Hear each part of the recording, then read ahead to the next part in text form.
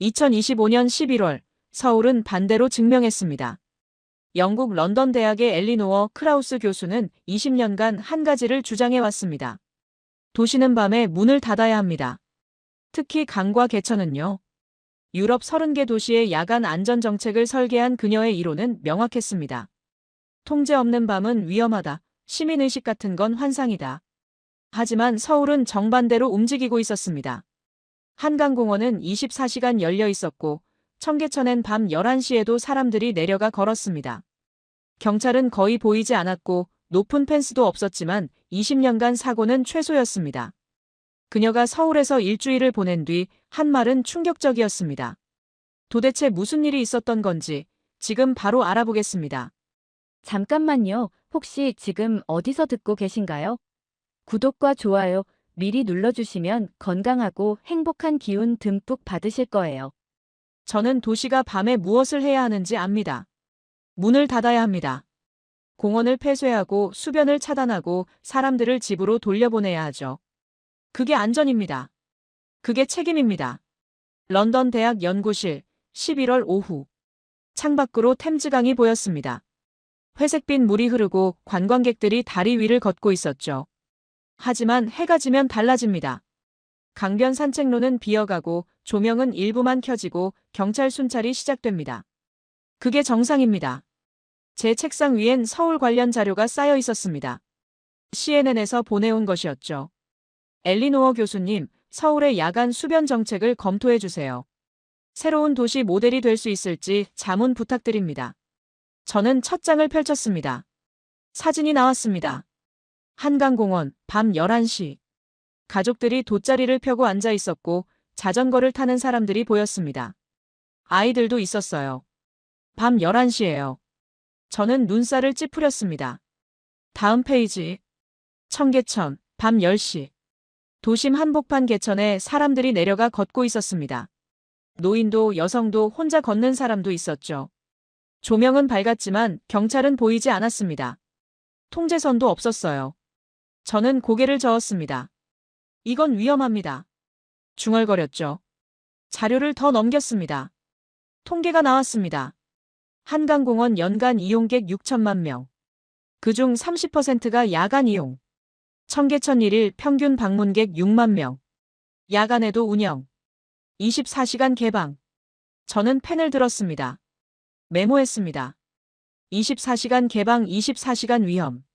통제 없는 공간 사고 대기 공간. 20년간 도시 안전을 연구했습니다. 유럽의 주요 도시들을 모두 봤죠. 런던, 파리, 베를린, 암스테르담. 모두 같은 결론이었습니다. 밤의 공공공간은 최소화해야 한다고요. 특히 수변은요. 물은 위험합니다. 어둠과 만나면 더 위험하죠. 그래서 유럽 도시들은 밤에 강변을 닫습니다. 안전을 위해서요. 저는 노트북을 열었습니다. CNN 보고서 초안 파일을 켰죠. 제목을 적었습니다. 서울 야간 수변 정책 위험한 성공 사례. 그리고 첫 문장을 썼습니다. 서울의 야간 공원 개방 정책은 단기적으로는 성공해 보이나 장기적 리스크가 명확하다. 손가락이 키보드 위를 빠르게 움직였습니다. 첫째, 통제의 부재는 사고를 유발한다. 둘째, 야간 수변 공간은 구조적으로 위험하다. 셋째, 시민의식에 의존하는 정책은 지속 가능하지 않다. 저는 잠시 멈췄습니다. 창밖을 봤죠. 템즈강은 여전히 회색빛이었습니다. 해가 기울고 있었어요. 곧 어두워질 겁니다. 그러면 사람들은 떠나겠죠. 집으로, 안전한 곳으로요. 그게 정상입니다. 그게 책임 있는 도시 정책입니다. 다시 화면을 봤습니다. 결론을 적었습니다. 서울 사례는 모방 금지. 타 도시 적용 시 심각한 안전 문제 발생 가능. 저는 저장 버튼을 눌렀습니다. 하지만 뭔가 찜찜했습니다. 자료 사진을 다시 봤어요. 한강의 밤. 사람들이 웃고 있었습니다. 아이들이 뛰어놀고 있었죠. 여성이 혼자 걷고 있었고요. 모두 편안해 보였습니다. 두려워하는 기색이 없었어요. 저는 생각했습니다. 운이 좋았을까요? 아니면 사진을 선별한 걸까요? 사고 사진은 빠졌을 거예요. 통계도 조작됐을 수 있고요. 아시아 국가들은 종종 그랬으니까요. 좋은 면만 보여주고 문제는 숨기고요. 휴대폰이 울렸습니다. CNN 프로듀서였습니다. 교수님, 보고서 잘 받았습니다. 네. 그런데 한 가지 부탁이 있습니다. 뭔가요? 직접 가보시면 어떨까요? 저는 잠시 말이 없었습니다. 현장 검증 없이 보고서를 쓰기엔 조금. 프로듀서가 조심스럽게 말했습니다. 서울시에서 협조하겠다고 했습니다. 일주일이면 충분할 겁니다. 저는 창밖을 봤습니다. 런던의 하늘은 흐렸습니다. 늘 그렇듯이요. 알겠습니다. 가보겠습니다. 감사합니다. 항공권은 저희가. 아닙니다. 저는 말을 끊었습니다. 제가 처리하겠습니다. 연구비로요. 네. 왜요? 확인하러 가는 겁니다. 감탄하러 가는 게 아니에요. 전화를 끊었습니다. 노트북을 닫았죠. 가방을 챙기기 시작했습니다. 노트, 펜, 카메라, 측정 도구. 모두 필요했습니다. 증거를 모아야 했으니까요. 서울이 왜 위험한지요? 왜 모방하면 안 되는지요? 책장에서 한 권의 책을 꺼냈습니다. 제가 10년 전 쓴 책이었죠. 안전한 도시 만들기 야간 공공공간의 리스크 관리. 표지를 쓸었습니다. 이 책의 핵심 주장은 명확했습니다. 도시는 밤에 문을 닫아야 한다. 특히 수변과 공원은 더욱 그렇다. 안전은 개방이 아니라 통제에서 나온다. 저는 이 원칙을 20년간 지켜왔습니다. 수백 개 도시를 분석했고 수천 건의 사고 사례를 연구했습니다. 결론은 늘 같았죠. 밤의 공공공간은 위험하다고요. 서울도 예외일 수 없습니다. 책을 가방에 넣었습니다. 서울에서 다시 읽을 생각이었어요. 확신을 다지기 위해서요. 컴퓨터를 다시 켰습니다. 항공권을 예약했죠. 런던에서 서울로. 일주일 체류. 왕복 티켓. 결제 버튼을 눌렀습니다. 화면에 확인 메시지가 떴습니다. 예약이 완료되었습니다. 좋은 여행 되세요. 좋은 여행이 아닙니다. 조사입니다. 검증입니다. 저는 창밖을 다시 봤습니다. 해가 완전히 졌습니다. 템즈 강변은 어두워지고 있었죠. 사람들이 떠나고 있었어요. 집으로요. 안전한 곳으로요. 그게 정상입니다. 서울도 그래야 합니다. 만약 그렇지 않다면 문제가 있는 겁니다. 반드시 찾아낼 겁니다. 그 문제를요. 가방을 챙겨 연구실을 나왔습니다. 복도는 조용했습니다. 학생들도 모두 떠났죠. 밤이니까요. 엘리베이터를 탔습니다. 1층 로비로 내려갔어요. 경비원이 인사했습니다. 밤 늦게까지 수고하셨습니다. 네, 이제 갑니다. 조심히 가세요. 밤이니까요. 밖으로 나왔습니다. 11월 런던의 밤은 차가웠습니다. 바람이 불었고 거리는 한산했죠. 택시를 잡았습니다. 어디 가세요? 집으로요. 네. 택시가 출발했습니다. 창밖으로 런던의 밤이 흘러갔습니다. 잘 정돈된 도시였습니다. 밤엔 조용하고 사람들은 집에 있고 위험은 최소화되는 곳이었죠. 그게 정상입니다. 서울이 다르다면 틀린 겁니다. 일주일 후면 알게 될 겁니다. 제가 옳다는 걸요. 집에 도착했습니다. 짐을 풀지 않았어요. 대신 서울 자료를 다시 펼쳤습니다. 밤새 읽을 생각이었습니다. 모든 약점을 찾아내기 위해서요. 책상 램프를 켰습니다. 노트를 펼쳤죠. 첫 페이지에 적었습니다. 서울 현장 조사 목표 1. 야간 사고율 실제 수치 확인 2. 통제 시스템 부재 확인 3. 시민의식 의존의 한계 입증. 펜을 내려놓았습니다. 일주일이면 충분할 겁니다. 확인하는 데엔요. 창밖은 어두웠습니다. 런던의 밤은 늘 그렇죠. 조용하고 안전하고 정돈되어 있습니다. 서울도 그래야 합니다. 만약 아니라면 제가 바로잡을 겁니다.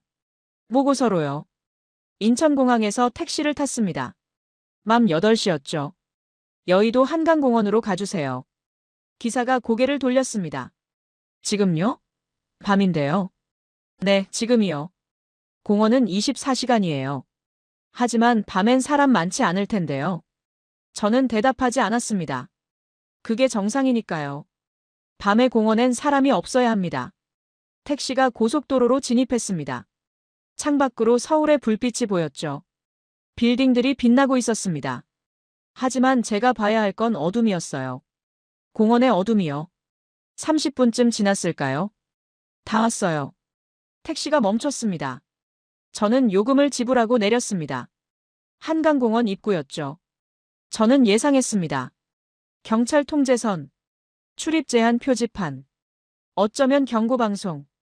야간 시간대입니다. 위험하니 출입을 삼가주세요. 하지만 없었습니다. 아무것도요. 입구는 그냥 열려 있었습니다. 조명이 켜져 있었고 사람들이 들어가고 있었죠. 저는 가방에서 노트를 꺼냈습니다. 적었습니다.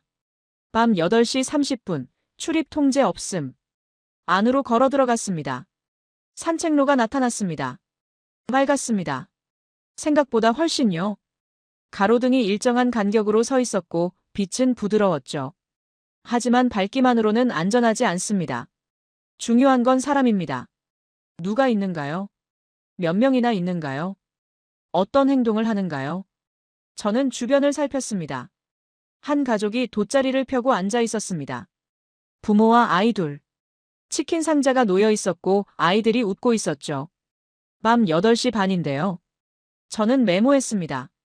가족 단위, 야간 피크닉 아동 동반. 이상했습니다. 런던이었다면 이 시간엔 집에 있었을 텐데요. 계속 걸었습니다. 자전거를 타는 커플이 지나갔습니다. 천천히요. 서두르지 않았어요. 여유로웠습니다. 밤인데도요. 다음엔 혼자 걷는 여성이 보였습니다. 이어폰을 끼고 있었죠. 주변을 경계하지 않았습니다. 그냥 걸을 뿐이었어요. 저는 멈춰 섰습니다. 이건 위험합니다. 밤에 혼자 이어폰까지 끼고요. 주변 소리를 들을 수 없잖아요. 누가 다가와도 모를 겁니다. 하지만 그녀는 계속 걸었습니다. 아무 일도 일어나지 않았죠. 저는 노트에 적었습니다. 여성 단독 야간 산책, 경계심 부재. 그리고 괄호 안에 물음표를 붙였습니다. 왜? 벤치가 있었습니다. 저는 앉았습니다. 관찰하기 위해서요. 시간을 재기 시작했습니다. 10분 동안 몇 명이 지나가는지요. 몇 건의 위험 상황이 발생하는지요. 1분. 조깅하는 남성이 지나갔습니다. 2분. 강아지를 산책시키는 노인이 지나갔습니다. 3분. 젊은이 무리가 웃으며 지나갔습니다. 시끄럽지 않았어요. 목소리를 낮추고 있었죠. 4분. 한 아이가 자전거를 타다 넘어질 뻔했습니다. 저는 긴장했습니다. 이제 시작이구나. 하지만 아이는 스스로 균형을 잡았습니다. 부모가 뒤에서 천천히 따라오고 있었죠. 천천히. 부모의 목소리가 들렸습니다. 조용했습니다. 소리치지 않았어요. 5분. 아무 일도 일어나지 않았습니다. 10분이 지났습니다. 15명이 지나갔습니다. 사고는 없었죠. 다툼도 없었습니다. 소란도 없었어요. 저는 노트를 봤습니다. 적을 게 없었습니다. 10분 관찰, 특이사항 없음. 하지만 이건 짧은 시간입니다. 더 봐야 합니다. 저는 일어섰습니다. 계속 걸었죠. 강변 쪽으로요. 물소리가 들렸습니다. 한강이었습니다. 어두웠지만 불빛이 반사되고 있었죠. 다리에 조명이요. 강변 난간에 사람들이 서 있었습니다. 사진을 찍고 있었어요. 야경을요. 저는 그들 옆에 섰습니다. 강을 봤죠. 넓었습니다. 어두웠어요. 위험해 보였습니다. 물은 언제나 위험합니다. 특히 밤엔요. 하지만 사람들은 두려워하지 않았습니다. 난간에 기대어 서 있었고 아이를 안고 있었고 웃고 있었죠. 한 노인이 제 옆에 섰습니다. 경치 좋죠? 저는 놀랐습니다. 영어였거든요. 네. 어디서 오셨어요? 런던이요. 아, 템즈강이 있는 곳이네요. 네. 거기도 이렇게 밤에 나와요? 저는 잠시 망설였습니다. 아니요. 밤엔 사람이 별로 없어요. 왜요? 위험하니까요. 노인이 웃었습니다. 여긴 안전해요. 밤에도요. 어떻게 확신하시죠? 매일 나오거든요. 20년째요. 아직 한 번도 사고 본 적 없어요. 저는 아무 말도 하지 못했습니다. 노인이 다시 말했습니다. 좋은 밤 보내세요. 그리고 천천히 걸어갔습니다. 혼자요. 밤 9시가 넘었는데요. 저는 노트를 펼쳤습니다. 적으려고 했습니다. 하지만 손이 멈췄습니다. 뭘 써야 할까요?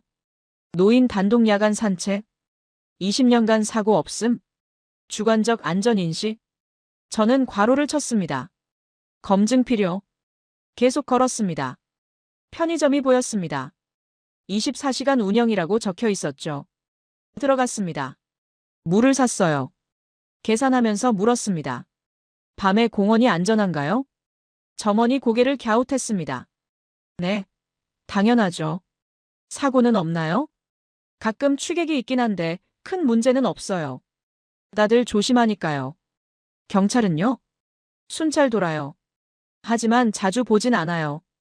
필요 없으니까요. 저는 물을 들고 나왔습니다. 필요 없다고요?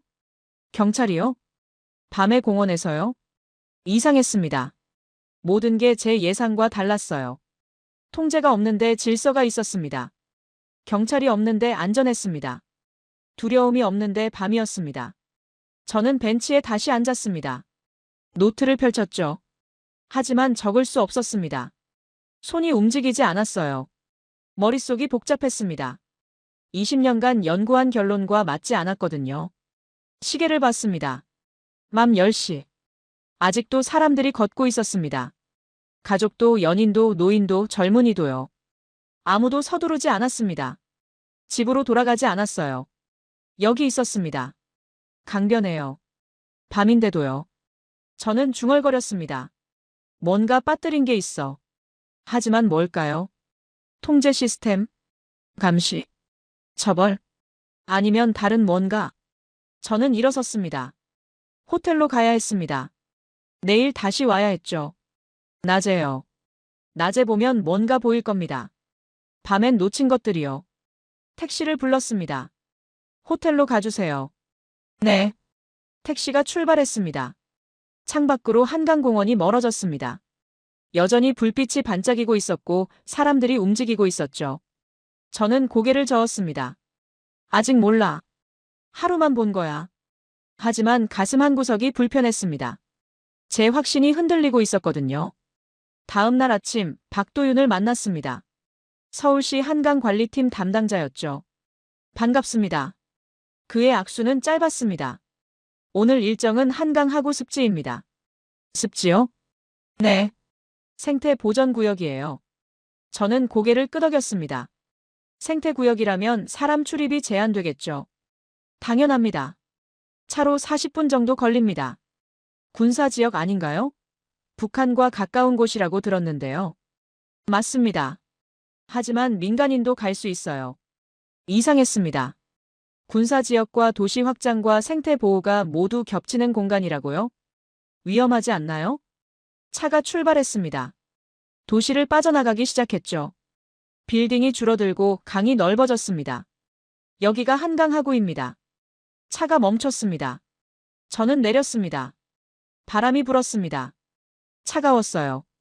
11월이니까요. 저쪽이 습지예요. 박도윤이 가리켰습니다. 넓은 갈대밭이 보였습니다. 그리고 물웅덩이들이요. 겨울 철새들이 곧 올 겁니다. 지금은 준비 중이에요. 준비요? 물과 먹이가 충분한지 확인하는 거죠. 저는 주변을 살폈습니다. 펜스가 있었습니다. 낮았어요. 사람 키 정도였죠. 넘으려면 넘을 수 있는 높이였습니다. 저 펜스로 충분한가요? 네. 사람들이 들어가지 않나요? 안 들어가요. 왜요? 막을 방법이 없잖아요. 박도윤이 저를 봤습니다. 들어가면 안 되니까요. 그게 이유인가요? 네. 저는 이해할 수 없었습니다. 규칙만으로 사람을 막을 순 없습니다. 물리적 장벽이 필요하죠. 높은 펜스, 경비, 감시 카메라. 하지만 여긴 달랐습니다. 낮은 펜스와 작은 표지판뿐이었어요. 철새 보호구역입니다. 출입을 삼가주세요. 그게 전부였습니다. 걸어볼까요? 박도윤이 앞서 걸었습니다. 저는 따라갔죠. 탐조로였습니다. 나무 데크로 만들어진 길이었어요. 좁았습니다. 한 명씩 걸어야 했죠. 여기선 큰 소리를 내면 안 됩니다. 새들 때문인가요? 네. 놀라니까요. 저는 목소리를 낮췄습니다. 계속 걸었습니다. 갈대가 바람에 흔들렸습니다. 바스락거렸죠. 물소리도 들렸습니다. 작은 개울이 흐르고 있었어요. 저기 보세요. 박도윤이 멈춰 섰습니다. 손가락으로 가리켰죠. 저는 그쪽을 봤습니다. 새였습니다. 물가에 서 있었어요.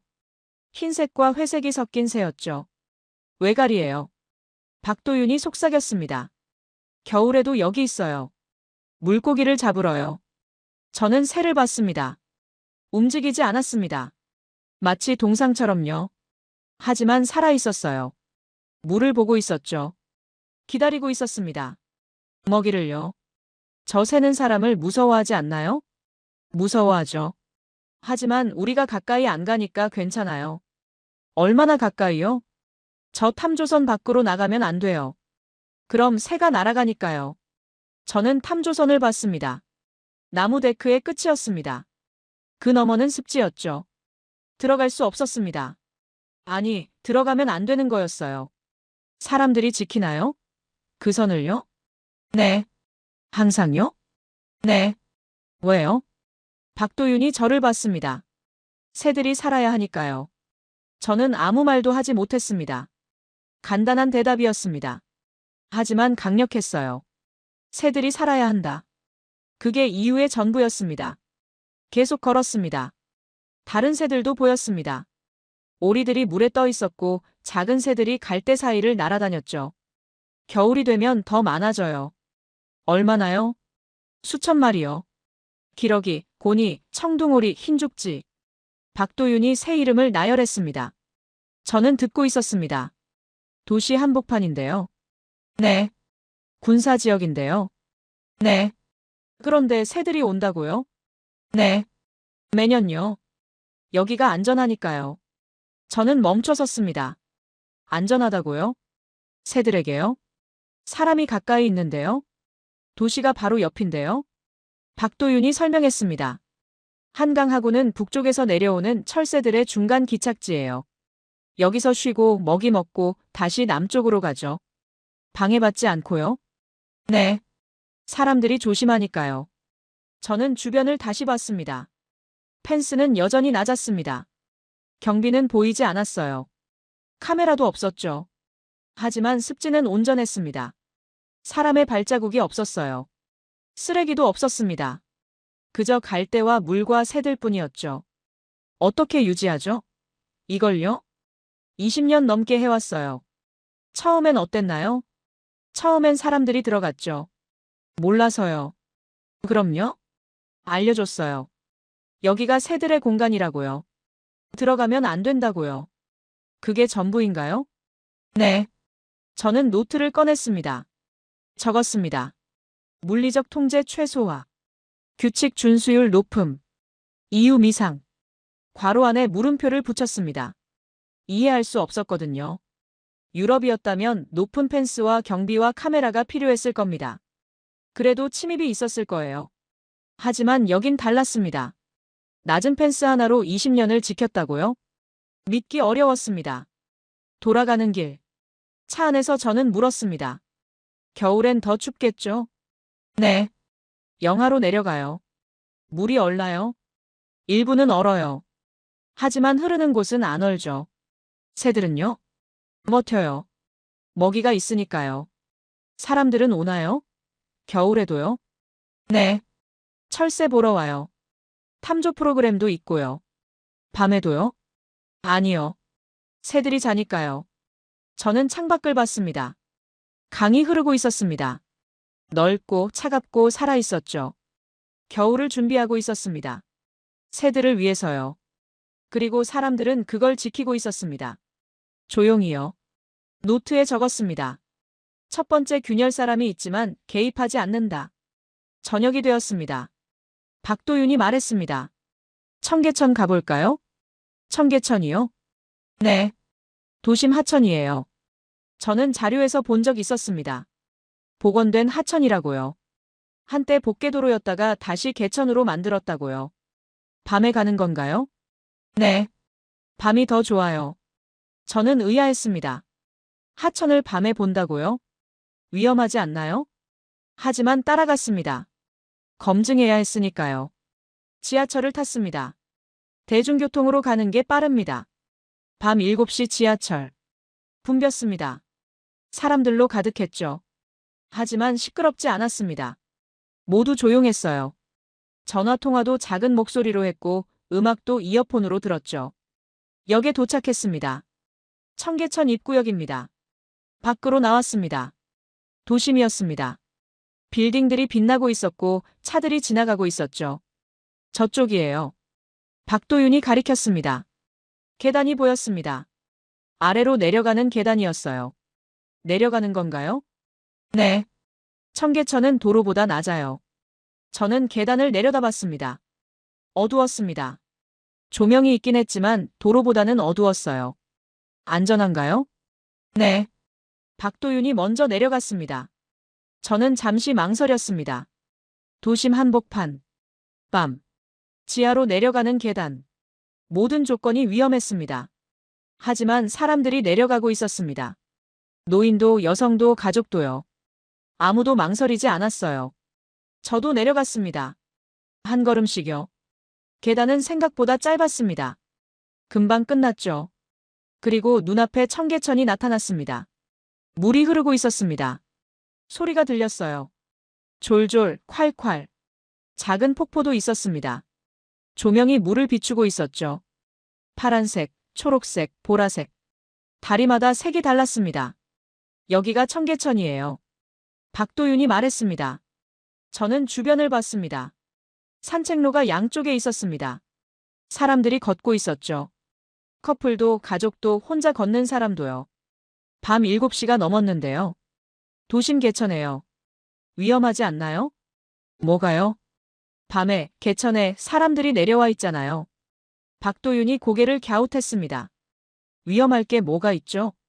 저는 설명할 수 없었습니다. 유럽의 상식으론 위험한 공간이었거든요. 하지만 여긴 달랐습니다. 위험해 보이지 않았어요. 오히려 평화로웠습니다. 걸어보기로 했습니다. 직접 느껴봐야 했으니까요. 산책로는 평평했습니다. 포장이 잘 되어 있었죠. 물소리가 계속 들렸습니다.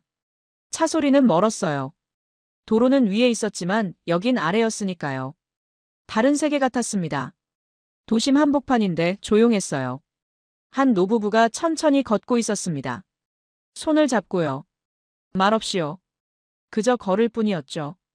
아이 둘이 돌다리를 건너고 있었습니다. 부모가 지켜보고 있었어요. 조심해. 작은 목소리였습니다. 소리치지 않았어요. 청계천엔 물고기도 있었습니다. 작은 물고기들이 헤엄치고 있었죠. 한 아이가 물을 들여다보고 있었습니다. 엄마, 물고기. 응, 잘 봐. 하지만 만지면 안 돼. 왜요? 물고기가 놀라니까. 아이는 고개를 끄덕였습니다. 만지지 않았어요. 그저 봤을 뿐이었죠. 저는 계속 걸었습니다. 벤치가 있었습니다. 사람들이 앉아 있었어요. 쉬고 있었죠. 밤인데도요. 한 여성이 책을 읽고 있었습니다. 조명 아래서요. 혼자였습니다. 두려워하지 않았어요. 청년 둘이 기타를 치고 있었습니다. 조용한 음악이었어요. 주변을 방해하지 않는 소리였죠. 지나가는 사람들이 잠깐 멈춰 섰습니다. 듣고 갔어요. 박수는 치지 않았습니다. 그냥 미소만 지었죠. 방해하지 않으려고요. 여기 24시간인가요? 아니요. 밤 11시까지예요. 그럼 11시 이후엔요? 문을 닫아요.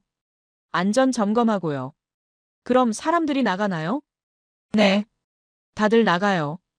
강제로요? 아니요. 시간이니까요. 저는 이해할 수 없었습니다. 강제하지 않는데 나간다고요? 확인해 본 적 있나요? 정말 다 나가는지요? 네. 매일 확인해요. 남아있는 사람 거의 없어요. 왜 나가죠? 11시까지니까요. 그게 이유의 전부였습니다. 규칙이니까요. 시간이니까요. 그래서 나간다고요. 저는 노트를 꺼냈습니다. 적었습니다. 강제 없이 규칙 준수. 물리적 통제 최소. 자발적 질서. 그리고 추가했습니다. 도심 한복판인데 위험 느껴지지 않음. 손이 떨렸습니다. 제 연구와 맞지 않았거든요. 20년간 배운 것과 달랐어요. 밤의 도심 하천은 위험해야 합니다. 통제가 필요해야 하고 경찰이 있어야 하고 사람들이 두려워해야 하죠. 하지만 여긴 달랐습니다. 평화로웠어요. 안전했습니다. 사람들이 웃고 있었죠. 밤인데도요. 돌아가는 길. 계단을 올라갔습니다. 다시 도로로요. 위는 시끄러웠습니다. 차들이 지나가고 사람들이 바빴고 불빛이 강렬했죠. 하지만 아래는 조용했습니다. 다른 세계였어요. 같은 도시인데 다른 시간이 흐르는 곳이었죠. 어땠어요? 박도윤이 물었습니다. 저는 대답하지 못했습니다. 뭐라고 말해야 할지 몰랐거든요. 위험했다고요? 아니요, 위험하지 않았습니다.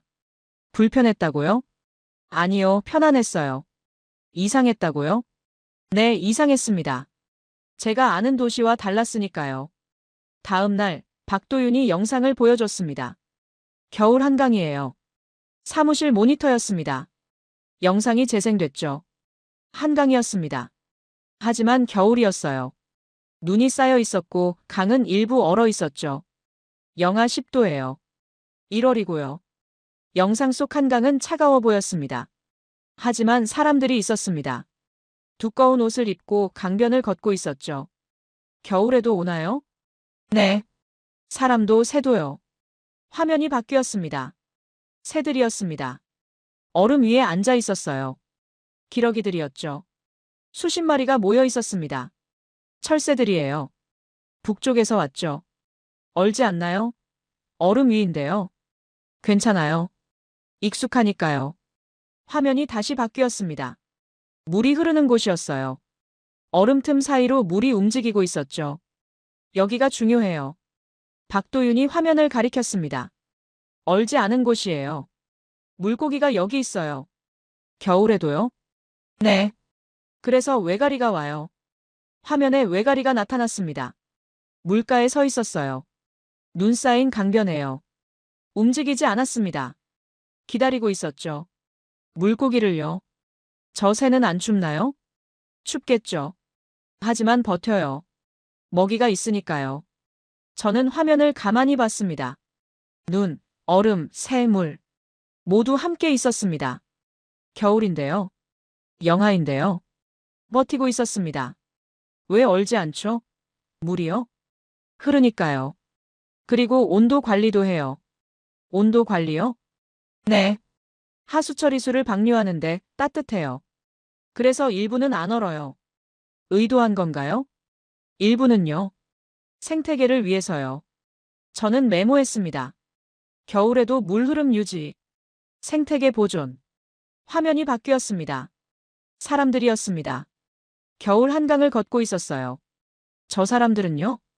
산책하는 거예요. 겨울에도요. 위험하지 않나요? 추운데요. 옷 입으면 괜찮아요. 그리고 길은 제설돼 있어요.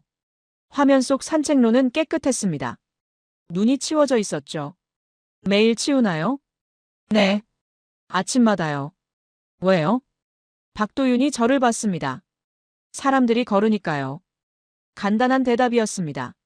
하지만 의미가 컸어요. 겨울에도 사람들이 와요. 그래서 길을 치워요. 매일요. 그게 당연한 거였습니다. 청계천 겨울 영상도 있어요. 화면이 바뀌었습니다. 청계천이었습니다. 눈이 내리고 있었어요. 하지만 물은 흐르고 있었죠. 얼지 않았습니다. 여기도 안 얼어요? 네. 유량을 유지하니까요. 물 위로 눈이 떨어졌습니다. 녹았어요. 사라졌죠. 물은 계속 흘렀습니다. 멈추지 않았어요. 겨울에도 사람들 오나요? 네. 오히려 더 오기도 해요. 왜요? 조용하니까요. 그리고 예뻐요. 화면 속 청계천엔 조명이 켜져 있었습니다. 눈과 빛이 어우러졌죠. 사람들이 걷고 있었습니다. 천천히요. 말없이요. 저 사람들 춥지 않나요? 춥겠죠. 하지만 괜찮은가 봐요. 저는 영상을 계속 봤습니다. 한 커플이 다리 위에 섰습니다. 눈을 맞으며요. 웃고 있었어요. 노인이 천천히 걷고 있었습니다. 지팡이를 짚고요. 혼자였지만 외로워 보이지 않았어요. 가족이 돌다리를 건넜습니다. 아이가 미끄러질 뻔했지만 부모가 잡아줬죠. 모두 겨울을 즐기고 있었습니다. 견디는 게 아니라요.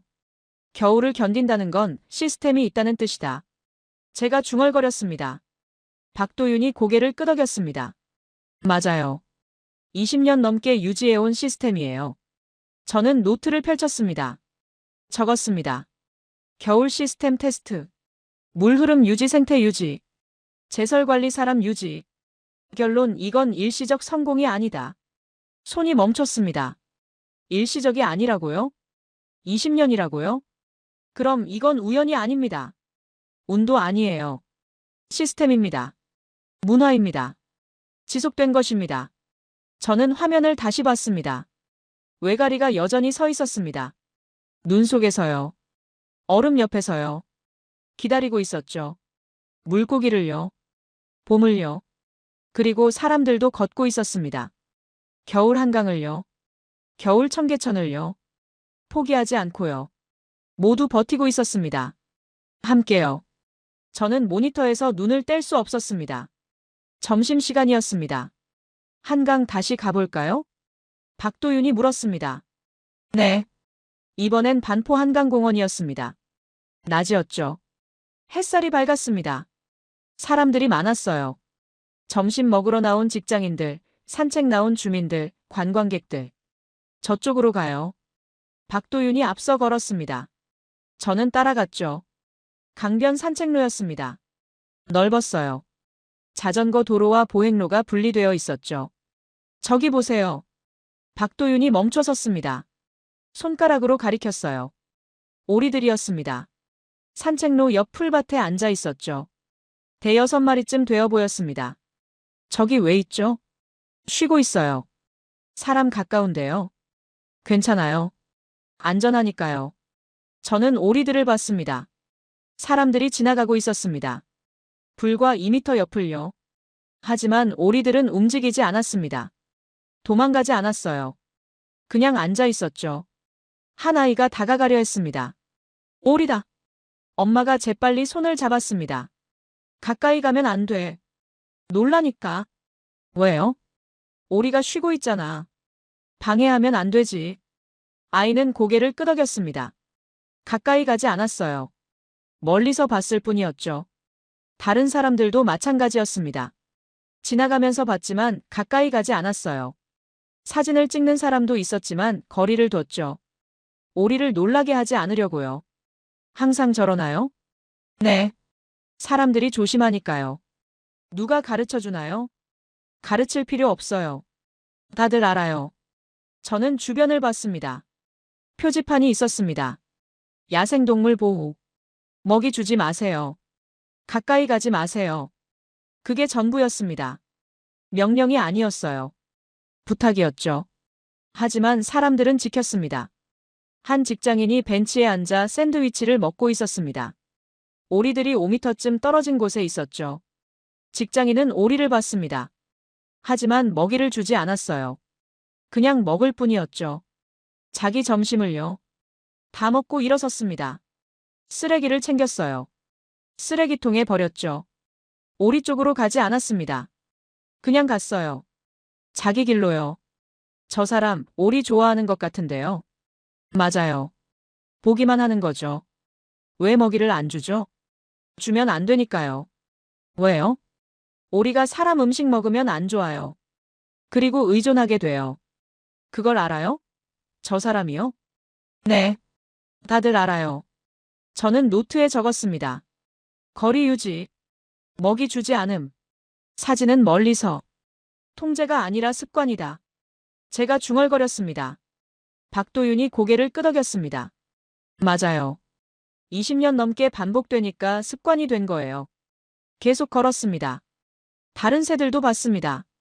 외가리가 물가에 서 있었고 작은 새들이 나무에 앉아 있었죠. 모두 사람 가까이 있었습니다. 하지만 안전했어요. 사람들이 거리를 뒀으니까요. 한 무리의 학생들이 지나갔습니다. 선생님이 설명하고 있었어요. 저기 외갈이 보이지? 조용히 해야 해. 놀라면 날아가니까. 학생들은 속삭였습니다. 뛰지 않았어요. 소리 지르지 않았죠. 그저 봤을 뿐이었습니다. 조용히요. 교육하나요? 네. 학교에서 와요. 생태 수업으로요. 효과 있나요? 있어요. 아이들이 자라서도 기억하니까요. 저는 학생들을 봤습니다. 진지했습니다. 장난치지 않았어요. 새를 보고 있었죠. 배우고 있었습니다. 거리를요. 존중을요. 벤치에 앉았습니다. 잠시 쉬려고요. 관찰하고 싶었습니다. 얼마나 많은 사람이 규칙을 지키는지요. 10분이 지났습니다. 20명쯤 지나갔습니다. 모두 오리를 봤습니다. 하지만 아무도 가까이 가지 않았어요. 한 명도요. 아이도 어른도 노인도요. 모두 거리를 뒀습니다. 당연하다는 듯이요. 저는 메모했습니다. 100% 준수율. 강제 없음. 감시 없음. 왜? 큰 물음표를 그었습니다. 이해할 수 없었거든요. 유럽이었다면 누군가는 규칙을 어겼을 겁니다. 호기심에, 재미로, 무지해서요. 하지만 여긴 달랐습니다. 모두 지켰어요. 스스로요. 시민을 변수로 계산하기 시작한다. 적었습니다. 제 손이 떨렸습니다. 20년간 제가 무시한 변수였거든요. 시민요. 사람의 선택을요. 박도윤이 말했습니다. 돌아갈까요? 네. 일어섰습니다. 마지막으로 오리들을 봤습니다. 여전히 앉아 있었습니다. 평화롭게요. 사람들 옆에서요. 안전하게요. 호텔방. 맘 10시. 저는 노트북 앞에 앉아 있었습니다. 보고서 파일을 열었죠. 제목이 보였습니다. 서울 야간 수변 정책 위험한 성공 사례. 저는 제목을 봤습니다. 오래요. 손가락을 키보드에 올렸습니다. 지우기 버튼을 눌렀죠. 제목이 사라졌습니다. 새로 적었습니다. 서울 야간 수변 정책. 그리고 멈췄습니다. 뭐라고 써야 할까요? 위험하다고요? 아니었습니다. 성공이라고요? 맞습니다. 하지만 그게 전부가 아니었어요. 저는 창밖을 봤습니다. 한강이 보였습니다. 밤인데도 불빛이 있었고 사람들이 움직이고 있었죠. 일주일 동안 봤습니다. 한강을요. 청계천을요. 습지를요. 새들을요. 사람들을요. 모두 함께 있었습니다. 밤에도 겨울에도 언제나요. 서로 방해하지 않으면서요. 서로 존중하면서요. 통제가 없었습니다. 경찰이 많지 않았어요. 펜스가 높지 않았죠. 하지만 안전했습니다. 질서가 있었어요. 규칙이 지켜졌습니다. 왜일까요? 저는 노트를 펼쳤습니다. 일주일간의 메모를 다시 읽었죠. 출입 통제 없음. 경찰 순찰 최소. 물리적 장벽 낮음. 하지만 규칙 준수율 높음. 사고율 낮음. 만족도 높음. 모든 게 제 이론과 반대였습니다. 통제가 적은데 안전했어요. 감시가 약한데 질서가 있었죠. 강제가 없는데 규칙이 지켜졌습니다. 왜일까요? 저는 생각했습니다. 변수를 찾으려 했죠. 숨겨진 통제 시스템? 없었습니다. 강력한 처벌? 없었어요. 그럼 뭘까요? 메모를 계속 읽었습니다. 사람들이 조심하니까요. 다들 알아요. 20년 낸 게 반복되니까 습관이 된 거예요. 새들이 살아야 하니까요. 오리가 놀라니까요. 시간이니까요. 사람들의 말이었습니다. 간단한 이유들이었죠. 하지만 강력했어요. 저는 깨달았습니다. 변수는 시스템이 아니었어요. 사람이었습니다. 시민이었죠. 그들의 선택이었습니다. 20년간 반복된 선택이요. 매일요. 매 순간요. 규칙을 지키는 선택. 거리를 두는 선택. 조용히 하는 선택. 시간을 지키는 선택. 새를 존중하는 선택. 서로를 배려하는 선택. 작은 선택들이었습니다. 하지만 모이면 컸어요. 20년이면 더 컸죠. 문화가 됐습니다. 습관이 됐어요. 당연함이 됐죠. 저는 다시 화면을 봤습니다. 새 제목을 적었습니다. 서울 야간 수변 정책 밤에도 작동하는 도시. 그리고 첫 문장을 지웠습니다. 다시 썼죠. 서울의 야간 수변 정책은 통제가 아닌 신뢰를 기반으로 한다. 손이 계속 움직였습니다. 물리적 통제를 최소화하고 시민의 자발적 참여를 유도한다. 20년 이상 지속되며 생태와 안전을 동시에 달성했다. 이는 단순히 모방할 수 있는 모델이 아니라 시간이 만든 문화다. 저는 멈췄습니다. 읽어봤죠. 틀리지 않았습니다. 이제 맞았어요. 제가 본 것을요. 제가 느낀 것을요. 제가 배운 것을요. 저는 위험한 성공 사례라고 썼던 부분을 찾았습니다. 지웠습니다. 새로 썼죠. 지속 가능한 모델이나 복제는 불가능하다. 시간과 문화가 필요하기 때문이다. 저장했습니다. 노트북을 닫았어요. 창밖을 다시 봤습니다. 한강은 여전히 빛나고 있었습니다. 사람들은 여전히 걷고 있었죠. 밤인데도요. 저는 20년간 틀렸습니다. 도시는 밤에 문을 닫아야 한다고 믿었죠. 하지만 서울은 달랐습니다. 밤을 열었어요. 시민을 믿었죠. 그리고 안전해졌습니다. 저는 인정했습니다. 처음으로요. 런던 대학 강의실. 3주 후였습니다. 제 강의 시간이었죠. 도시 안전론 수업이었습니다. 학생들이 앉아 있었습니다. 50명쯤 되어 보였어요. 저는 교단에 섰습니다. 노트북을 열었죠. 슬라이드가 떴습니다. 첫 장이었어요. 제목이 보였습니다. 밤에도 작동하는 도시 서울 사례. 학생들이 웅성거렸습니다. 서울이요? 아시아 도시인가요? 저는 말했습니다. 네. 서울입니다. 여러분이 아는 것과 다를 겁니다.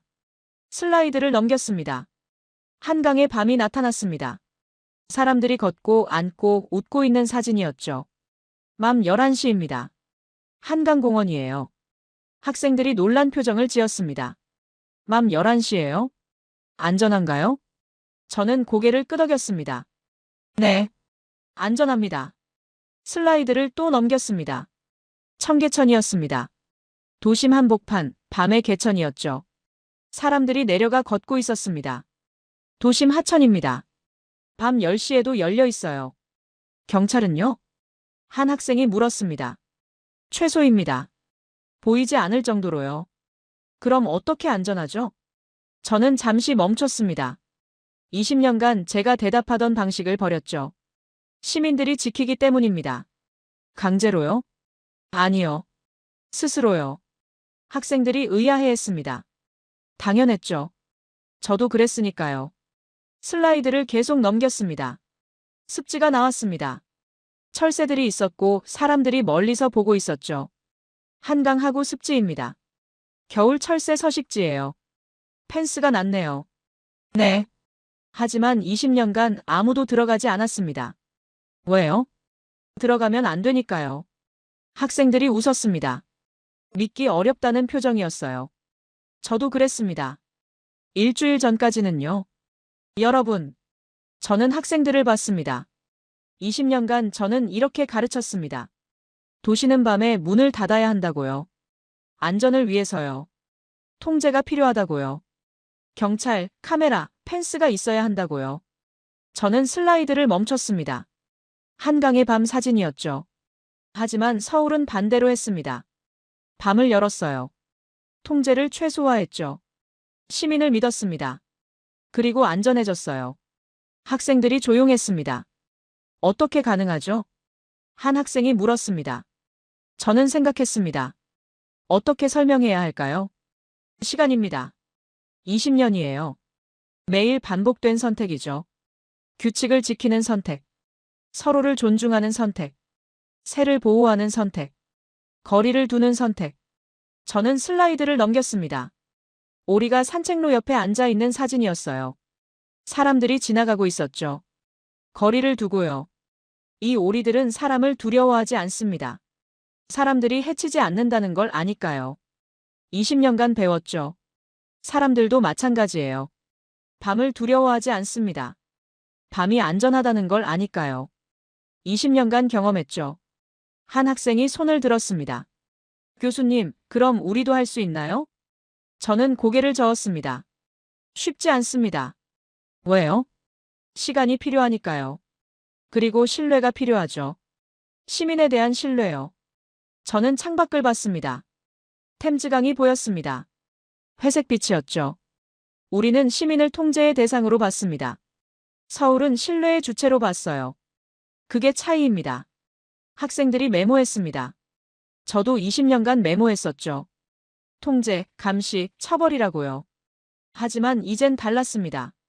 신뢰, 시간, 문화라고 적고 있었어요. 수업이 끝났습니다. 학생들이 나갔죠. 저는 혼자 남았습니다. 슬라이드를 다시 봤어요. 한강의 밤, 청계천의 물, 습지의 새들, 오리와 사람, 모두 함께 있었습니다. 평화롭게요. 저는 노트북을 닫았습니다. 가방을 챙겼죠. 연구실로 돌아가는 길, 복도를 걸었습니다. 창문이 보였어요. 밖을 봤습니다. 런던의 하늘은 흐렸습니다. 늘 그렇듯이요. 하지만 제 머릿속엔 서울이 있었습니다. 밝은 한강이요. 흐르는 청계천이요. 살아있는 습지가요. 그리고 사람들이요. 밤을 두려워하지 않는 사람들이요.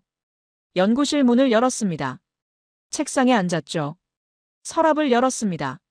제가 쓴 책이 있었어요. 안전한 도시 만들기 야간 공공공간의 리스크 관리. 10년 전 책이었습니다. 저는 책을 꺼냈습니다. 펼쳤죠. 첫 페이지를 읽었습니다. 도시는 밤에 문을 닫아야 한다. 제 문장이었습니다. 확신에 찬 문장이었죠. 하지만 이젠 달랐습니다.